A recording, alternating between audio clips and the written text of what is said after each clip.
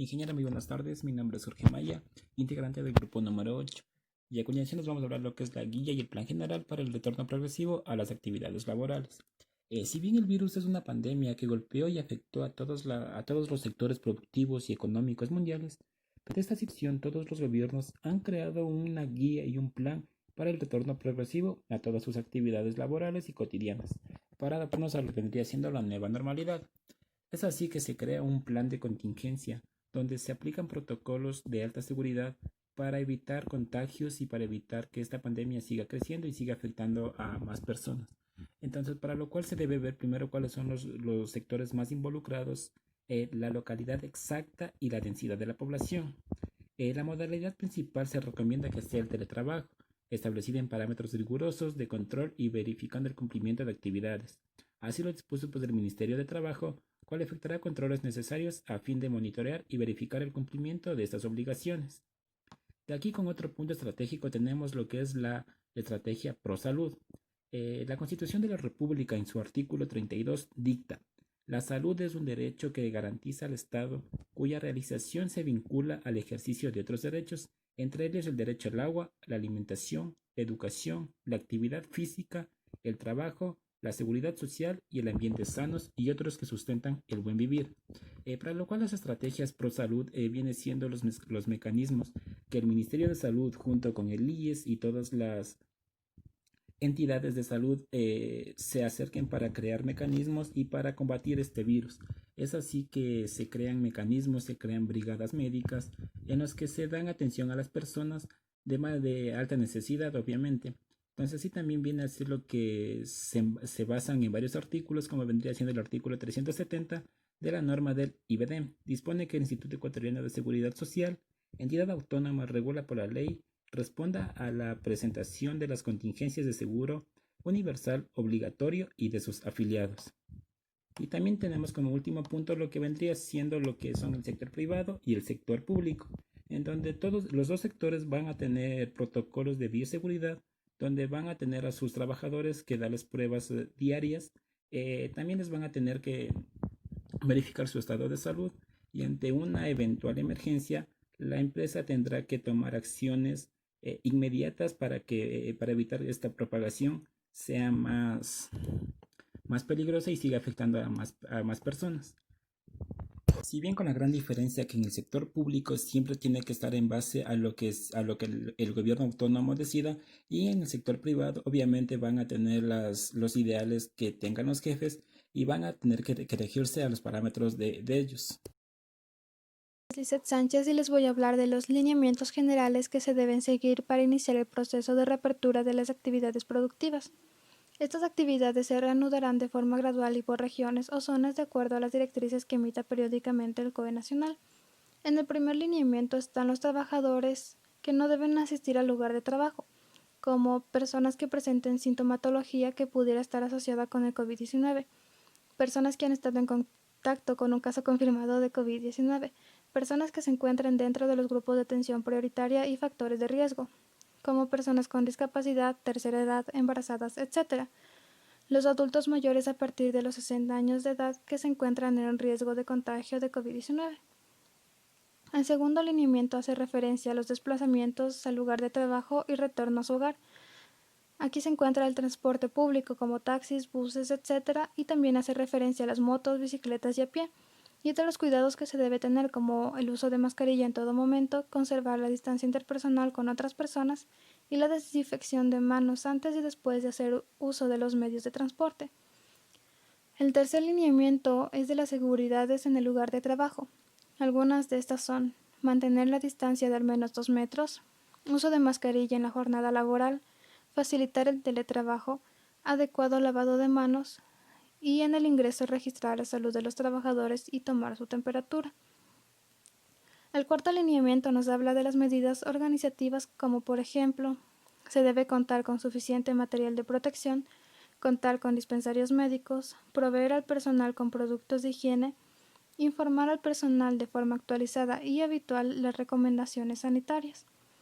El quinto lineamiento va dirigido como recomendaciones a los trabajadores. Algunas de estas son: cumplir con todas las medidas de prevención que indique el empleador, evitar el saludo con contacto físico, lavarse las manos frecuentemente con agua y jabón, informar si han estado en contacto con personas que fueron diagnosticadas con COVID-19. El sexto lineamiento es sobre las medidas de higiene en el lugar de trabajo, como al ingreso y salida del lugar de trabajo, tomar la temperatura del personal con termómetro infrarrojo y uso de gel con alcohol al 70%.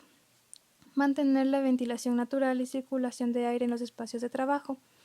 Limpiar y desinfectar el área de trabajo usada por un empleado en cada cambio de turno. Y también se recomienda mantener señalética en la que se informen números de emergencia 911 y 171. Mi nombre es Valeria Suárez y en cuanto a la gestión de los residuos en los lugares de trabajo, se recomienda utilizar los pañuelos desechables para el secado de manos y para el cumplimiento de la higiene respiratoria.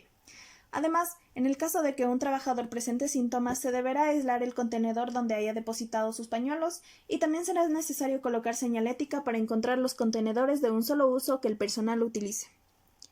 Medidas extralaborales.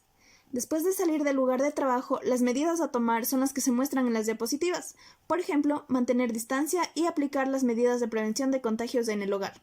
Evitar salir de casa innecesariamente. Aquí es buena idea usar los servicios de línea para no salir.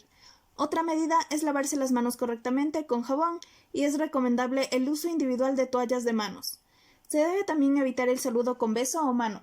Asimismo, debemos evitar tocar las superficies del rostro como ojos, nariz y boca.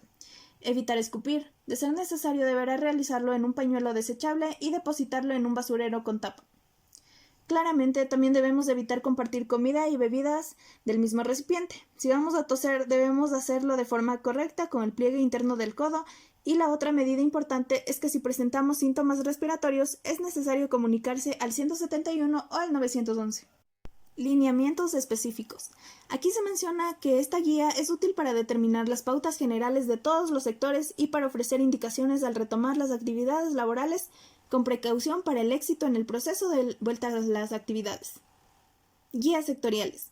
Para la reincorporación al trabajo es necesario establecer las guías prácticas y concretas para los diversos sectores, como por ejemplo, el sector turístico, que ha dado un giro total este año y está abierto a la innovación para el bienestar de los turistas, aplicando las medidas preventivas a seguir para de igual manera asegurar la salud de las personas trabajadoras en el retorno al trabajo. De la etapa 1 previo a la apertura. Se debe realizar una campaña intensiva de comunicación que debe difundirse para advertir sobre que las personas deben prepararse para salir del confinamiento con las medidas que las autoridades han dictaminado y que cada uno debe saber. También se debe realizar una campaña para fomentar los cuidados de higiene en los hogares, puestos de trabajo y en el transporte público. Y también una campaña para incentivar a las personas a que se movilicen a pie o en bicicleta para evitar acumulación de personas en el transporte público. Acciones de coordinación interinstitucional, diálogo y acuerdos con actores relevantes para desarrollar un protocolo de cuidado sanitario para las personas que se incorporen a sus actividades. También diálogos y establecimientos de un plan de trabajo con las cooperativas de transporte que brindan su servicio público como buses y taxis. También en esta parte nos menciona que se puede llegar a impulsar proyectos de marketplace, lo cual permitirá potenciar el comercio electrónico, reactivar la venta nacional de productos de primera necesidad y promover el uso de plataformas electrónicas. Mi nombre es Gabriela Tuapanta y les voy a hablar del establecimiento de un sistema de control y supervisión de las empresas y agentes comerciales. Las cámaras, gremios y asociaciones deberán ejercer el control y supervisión a las empresas en base a los lineamientos dispuestos por el Gobierno Nacional. Se recomienda que los planes de reapertura incluyan identificación de las áreas administrativas y técnicas que mantendrán el teletrabajo, establecer un cronograma escalonado de retorno de los empleados a las instalaciones para evitar un flujo fuerte de movilización de personas y asegurar los protocolos de distanciamiento. En una primera etapa, la incorporación de los trabajadores a sus labores deberá ser únicamente para aquellos menores a los 60 años con la finalidad de precautelar la población vulnerable.